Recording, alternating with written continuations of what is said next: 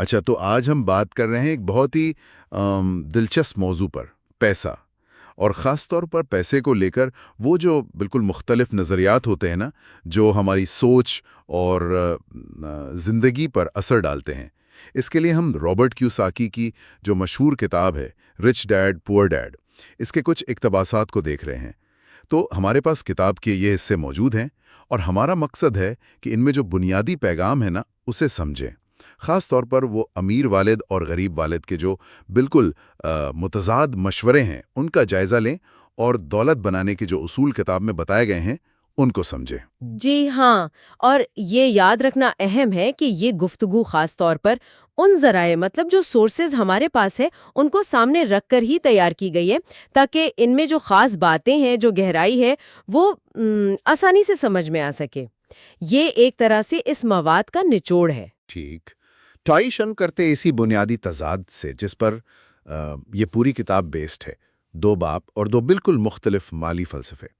ایک طرف تو کیوساکی کے اپنے والد ہیں، پڑھے لکھے لیکن مالی طور پر جدوجہد کرنے والے غریب والد، اور دوسری طرف ان کے دوست کے والد جن کی رسمی تعلیم کم تھی لیکن وہ امیر تھے، امیر والد۔ ان کے مشورے بالکل آپ سمجھے زمین آسمان کا فرق تھا۔ جی ہاں، اور یہ فرق صرف مطلب لفظوں کا نہیں تھا، یہ پوری سوچ کا، ذہنیت کا فرق تھا۔ مثال کے طور پر غریب والد کا ماننا تھا کہ پیسے کی محبت تمام برائیوں کی جڑ ہے، جبکہ امیر والد کیا کہتے تھے؟ وہ کہتے تھے پیسے کی کمی تمام برائیوں کی جڑ ہے۔ تو یہ دنیا کو دیکھنے کے دو بالکل الگ زاویے ہیں۔ ایک اور بڑا فرق ان کے رویے میں تھا۔ غریب والد اکثر کہہ دیتے تھے بھئی میں یہ خرید نہیں سکتا، یا I can't afford it۔ اب یہ ایک طرح سے بات ختم ہو گئی ہے نا، سوچ کا دروازہ بند۔ لیکن امیر والد اس جملے سے منع کرتے تھے، وہ کہتے تھے نہیں، سوال پوچھو، میں یہ کیسے خرید سکتا ہوں، یا How can I afford it۔ اب یہ سوال جو ہے یہ آپ کے دماغ کو حل ڈھونڈنے پر مجبور کرتا ہے۔ بالکل، یہ صرف افورڈ کرنے کی بات نہیں، یہ ذہنی رویے کی بات ہے۔ پہلا جملہ وہ آپ کو سست بنا دیتا ہے، جبکہ دوسرا سوال جو ہے وہ آپ کو سوچنے پر، مسائل حل کرنے پر لگاتا ہے۔ ایک میں خوف ہے، دوسرے میں مواقع کی تلاش۔ اور تعلیم اور نوکری کو لے کر بھی بالکل الٹ باتیں۔ غریب والد کہتے تھے خوب محنت سے پڑھو تاکہ تمہیں ایک اچھی محفوظ نوکری ملے، جبکہ امیر والد کا مشورہ تھا محنت سے پڑھو تاکہ تم ایک اچھی کمپنی خرید سکو۔ ایک ملازم بننے کی سوچ، دوسری مالک بننے کی۔ سب سے بڑا اثاثہ تھا امیر والد کا کہنا تھا کہ نہیں، گھر ایک لائبلٹی ہے، ایک واجب الادہ چیز ہے، اور اگر یہ آپ کی سب سے بڑی سرمایہ کاری ہے تو آپ مشکل میں ہیں۔ یہ وہی اثاثے اور واجبات والی بحث ہے جس پر ہم آگے بات کریں گے۔ اور شاید سب سے بنیادی فرق یہ تھا، پیسے کے لیے کام کرو مقابلہ پیسہ تمہارے لیے کام کرے۔ یہ وہ مرکزی خیال ہے جو میرے خیال میں کتاب کے بہت سے اسباق میں بار بار آتا ہے۔ بالکل، اور ان متضاد فلسفوں کو سمجھنا اس لیے ضروری ہے کیونکہ کیوساکی کے مطابق یہی وہ بنیاد ہے جس پر ہماری مالی زندگی بنتی ہے۔ جو فلسفہ ہم اپناتے ہیں وہی ہمارے فیصلوں پر اثر انداز ہوتا ہے، اور آخر میں ہماری مالی حالت ویسی ہو جاتی ہے۔ اور کیوساکی یہ بھی کہتے ہیں کہ پیسے کی تعلیم جو ہے وہ اسکولوں میں نہیں ملتی۔ آپ چاہے کتنے ہی پڑھے لکھے کیوں نہ ہوں، اگر آپ نے پیسے کو سنبھالنا نہیں سیکھا تو آپ مالی طور پر مشکل میں پڑ سکتے ہیں۔ وہ بتاتے ہیں نا کہ کیسے ڈاکٹرز، وکیل، اکاؤنٹنٹس بھی اکثر پیسوں کے معاملے میں پریشان نظر آتے ہیں۔ یہ بہت اہم نکتہ ہے۔ پروفیشنل اسکلز یعنی آپ کی جو پیشہ ورانہ مہارت ہے، اور مالی مہارت، یہ دو الگ الگ چیزیں ہیں۔ اسکول آپ کو ایک اچھا ملازم بننا سکھا سکتا ہے شاید، لیکن ضروری نہیں کہ وہ آپ کو ایک اچھا سرمایہ کار یا بزنس مین بننا سکھائے۔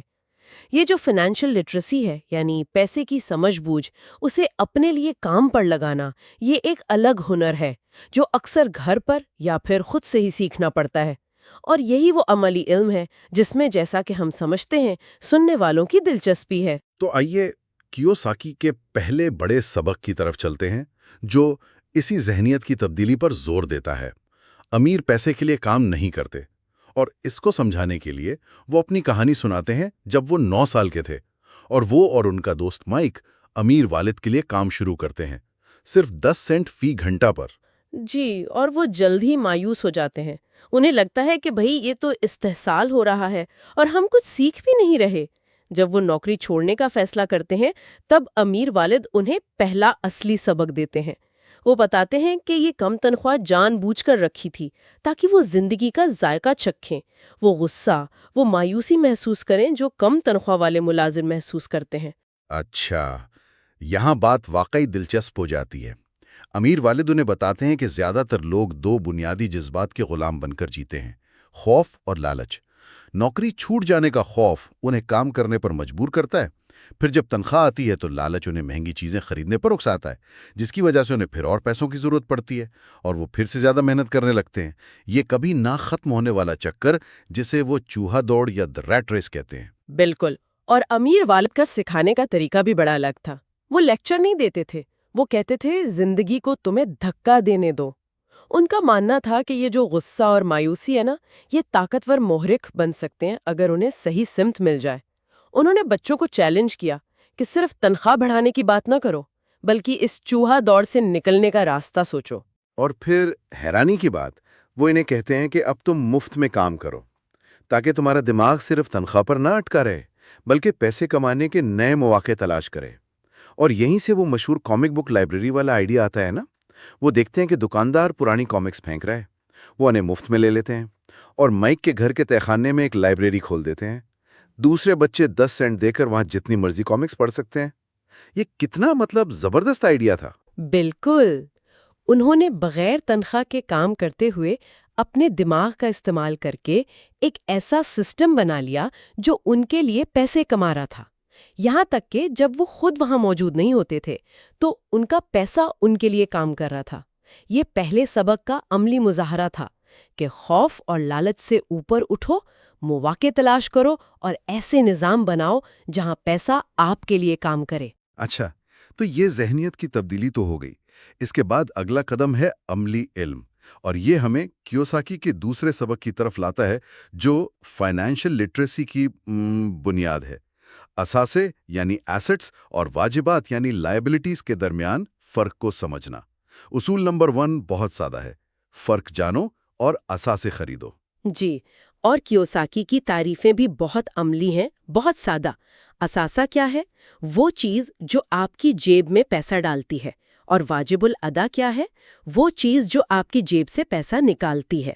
یہ اکاؤنٹنگ کی جو روایتی تعریفیں ہیں ان سے تھوڑا مختلف ہے، لیکن یہ کیش فلو یعنی نقد کے بہاؤ پر زیادہ فوکس کرتی ہے۔ اور یہ سمجھنا اتنا اہم کیوں ہے؟ اس لیے کہ کیوساکی کے مطابق زیادہ تر لوگ، خاص طور پر متوسط طبقہ، وہ ساری زندگی واجبات خریدتے رہتے ہیں اور سمجھتے ہیں کہ وہ اثاثے خرید رہے ہیں۔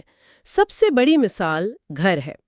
لوگ سمجھتے ہیں کہ ان کا گھر ان کا سب سے بڑا اثاثہ ہے، لیکن اگر آپ اس پر مارگیج دے رہے ہیں، پراپرٹی ٹیکس دے رہے ہیں، اس کی مرمت پر خرچہ کر رہے ہیں، تو اصل میں وہ آپ کی جیب سے پیسہ نکال رہا ہے، تو وہ ایک واجب الادا ہے۔ تو آپ کہہ رہی ہیں کہ بڑا مہنگا گھر خریدنا مالی طور پہ اچھا فیصلہ نہیں ہے؟ کیوساکی کے نقطہ نظر سے اگر وہ گھر آپ کے لیے کوئی آمدنی نہیں لا رہا اور الٹا آپ کے اخراجات بڑھا رہا ہے تو وہ آپ کو امیر نہیں بنا رہا، وہ آپ کو اسی چوہا دوڑ میں اور زیادہ پھنسا رہا ہے۔ امیر لوگ جو ہے وہ اپنی توجہ اصلی اثاثے بڑھانے پر رکھتے ہیں، ایسی چیزیں جو ان کے لیے آمدنی پیدا کریں، جیسے کرائے کی جائیدادیں، سٹاکس، بانڈز یا کاروبار۔ ان کا جو کیش فلو پیٹرن ہے نا، وہ مختلف ہوتا ہے۔ ان کی آمدنی اثاثوں سے آتی ہے جس سے وہ مزید اثاثے خریدتے ہیں، جبکہ ان کے واجبات کم سے کم ہوتے ہیں۔ اچھا، یہ بات سمجھ آئی۔ یہ ہمیں کیوساکی کے چوتھے سبق کی طرف لے جاتی ہے جو ان اثاثوں کی حفاظت اور ٹیکس کو کم کرنے سے متعلق ہے، یعنی کارپوریشنز کی طاقت۔ وہ بتاتے ہیں کہ ٹیکس جو ہیں وہ اصل میں امیروں پر لگائے گئے تھے، لیکن آہستہ آہستہ ان کا بوجھ متوسط طبقے پر آ گیا۔ جی، اور امیر والد کا ماننا تھا کہ کارپوریشن کا استعمال یہ امیروں کا سب سے بڑا راز ہے۔ کارپوریشن کیا ہے؟ یہ ایک قانونی ڈھانچہ ہے جو آپ سے یعنی فرد سے الگ ہے۔ اس کے 2 بڑے فائدے ہیں جو امیر لوگ استعمال کرتے ہیں۔ پہلا، टैक्स में बचत। कॉरपोरेशन अपने बहुत से खर्चे टैक्स अदा करने से पहले अपनी आमदनी से निकाल सकती है, जबकि मुलाजिम जो है उनकी तनख्वाह पर पहले टैक्स लगता है और फिर जो बचता है उससे वो अपने खर्चे पूरे करते हैं। यानी कॉरपोरेशन के जरिए आप कानूनी तौर पर कम टैक्स दे सकते हैं। बिल्कुल। और दूसरा बड़ा फायदा है असासों का तहफ़्फ़ुज़। अगर आपका बिजनेस कॉरपोरेशन के तहत है और खुदा न खास्ता उस पर कोई मुकदमा हो जाता है, तो आम तौर पर आपके ज़ाती असासे जैसे आपका अपना घर, गाड़ी, बचत वो महफूज रहते हैं। कॉरपोरेशन एक तरह की कानूनी ढाल बन जाती है। इस सब को समझने और इस्तेमाल करने के लिए कियोसाकी कहते हैं आपको फाइनेंशियल IQ यानी मालियाती जहानत की ज़रूरत है, जिसके 4 अहम हिस्से हैं: अकाउंटिंग, नंबर्स को समझना; सरमायाकारी, पैसे से पैसा बनाना; मार्केटों को समझना, सप्लाई और डिमांड; और कानून, टैक्स और कॉर्पोरेट कानून। तो असासे बनाना, उन्हें समझना और फिर कॉरपोरेशन जैसे कानूनी ढांचों का इस्तेमाल करना, ये सब अमीर बनने की हिकमत अमली का हिस्सा है। लेकिन क्या सिर्फ ये जानना काफी है? कियोसाकी का 5वां सबक कहता है, अमीर पैसा इजाद करते हैं। इसका क्या मतलब हुआ? ये है कि सिर्फ पैसे के लिए काम करना या उसे बचाना ही काफ़ी नहीं है। आपको मौवाक़े पैदा करने और पैसा ईजाद करने की सलाहियत पैदा करनी होगी। कियोसाकी कहते हैं कि असल दुनिया में अक्सर बहादुर लोग आगे बढ़ते हैं, सिर्फ होशियार नहीं। माली जहानत तो चाहिए, लेकिन साथ में खतरा मोल लेने की हिम्मत भी जरूरी है। बहुत से लोग अच्छे आइडियाज तो रखते हैं, लेकिन अमल नहीं कर पाते क्योंकि खुद एतमादी नहीं होती या नाकामी से डरते हैं। क्या आप इसकी कोई मिसाल दे सकती हैं कि पैसा इजाद कैसे किया जा सकता है? कियोसाकी फीनिक्स, एरिज़ोना में रियल एस्टेट मार्केट के क्रैश की मिसाल देते हैं। जब सब बेच रहे थे, उन्होंने कम कीमत पर घर खरीदे। जैसे $75,000 का घर $20,000 में खरीदा। फिर उन्होंने इसे $60,000 में बेचा, लेकिन खरीदार से कोई डाउन पेमेंट नहीं ली। उसके बजाय उन्होंने खरीदार से $60,000 का एक प्रॉमिसरी नोट, मतलब एक IOU लिया, जो उन्हें सूद के साथ माहाना किस्तों में मिलना था। इस तरह उन्होंने $40,000 का फर्क यानी मुनाफा ईजाद किया, जो कि एक कागजी एहसासा था और उन्हें मुसलसल आमदनी दे रहा था। ये है तख्लीकी फाइनेंसिंग और मार्केट के हालात को अपने हक में इस्तेमाल करना। ये लीमू को लाखों में बदलने वाली बात है। तो ये सिर्फ पैसे का इंतजार करने या बचाने के बजाय फाल तौर पर मौके ढूंढने और तख्लीकी हल निकालने के बारे में है। अब इन तमाम कामों के लिए असासे बनाना, कॉरपोरेशन चलाना, पैसा इजाद करना, खास महारतें, स्किल्स चाहिए। ये हमें अगले असबाक की तरफ लाता है। तीसरा सबक है, अपने काम से काम रखो, यानी माइंड योर ओन बिजनेस। यहाँ अपने काम से काम रखो का मतलब गपशप ना करना नहीं है, बल्कि इसका मतलब है अपने पेशे यानी प्रोफेशन और अपने कारोबार यानी बिजनेस में फ़र्क करना। आपका पेशा वो है जिससे आप तनख्वाह कमाते हैं, आपका कारोबार आपका असासा कॉलम है। कियोसाकी रे क्रॉक की मिसाल देते हैं, जिन्होंने मैकडॉनल्ड्स को बड़ा बनाया। क्रॉक कहते थे कि वो हैमबर्गर के बिजनेस में नहीं, रियल एस्टेट के बिजनेस में है। उनका असल कारोबार उन जगहों की जमीन खरीदना था जहां फ्रेंचाइज खुलती थीं, जो कि असासे थे। तो पैगाम ये है कि अपनी दिन की नौकरी करते हुए भी आपको अपने असासा कॉलम बनाने पर तवज्जो देनी चाहिए। बिल्कुल।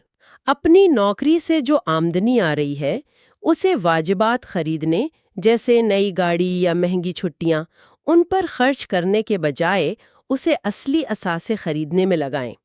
कियोसाकी कुछ असासों की मिसालें भी देते हैं। ऐसे कारोबार जिनमें आपकी ज़ाती मौजूदगी ज़रूरी ना हो: स्टॉक्स, बॉन्ड्स, आमदनी देने वाली रियल एस्टेट, नोट्स, IOUs, दानिशवराना इमलाक जैसे रॉयल्टी वगैरह। और अहम बात यह है कि अमीर लोग जो अय्याशियां हैं, जो लग्जरीज हैं, वो आखिर में खरीदते हैं जब उनके असासे इतनी आमदनी देने लगते हैं कि वो उनका खर्च उठा सकें। गरीब और मुतवस्सित तबका अक्सर पहले कर्ज लेकर अय्याशियां खरीदता है। अच्छा, इन असासों को बनाने और संभालने के लिए जो महारतें चाहिए वो कहाँ से आएंगी? ये हमें छठे सबक की तरफ लाता है, सीखने के लिए काम करो, पैसे के लिए नहीं। جی، کیوساکی اپنی مثال دیتی ہیں۔ انہوں نے مرچنٹ میرین اکیڈمی میں بین الاقوامی تجارت سیکھی، میرین کور میں پائلٹ بنے تو قیادت اور لوگوں کو سنبھالنا سیکھا، اور پھر زیروکس میں سیلز کی نوکری کی۔ کیوں؟ تاکہ بیچنے کا ہنر سیکھ سکے، حالانکہ انہیں سیلز سے نفرت تھی۔ ان کا مقصد ہر نوکری سے ایک نئی قابل قدر مہارت سیکھنا تھا، نہ کہ صرف زیادہ تنخواہ کمانا۔ تو یہ اس بارے میں ہے کہ صرف ایک شعبے میں ماہر بننے کے بجائے مختلف قسم کی مہارتیں حاصل کی جائیں۔ ہاں، کیوساکی دلیل دیتی ہیں کہ زیادہ مہارت یعنی اوور اسپیشلائزیشن وہ خطرناک ہو سکتی ہے۔ اگر آپ صرف ایک ہی کام میں بہت اچھے ہیں تو آپ اسی میں پھنس سکتے ہیں اور معاشی طور پر کمزور ہو سکتے ہیں۔ کامیابی کے لیے وسیع مہارتوں کا ایک مجموعہ ضروری ہے، خاص طور پر کیش فلو کا انتظام، سسٹمز کا انتظام، لوگوں کا انتظام، اور سب سے اہم فروخت اور مارکیٹنگ۔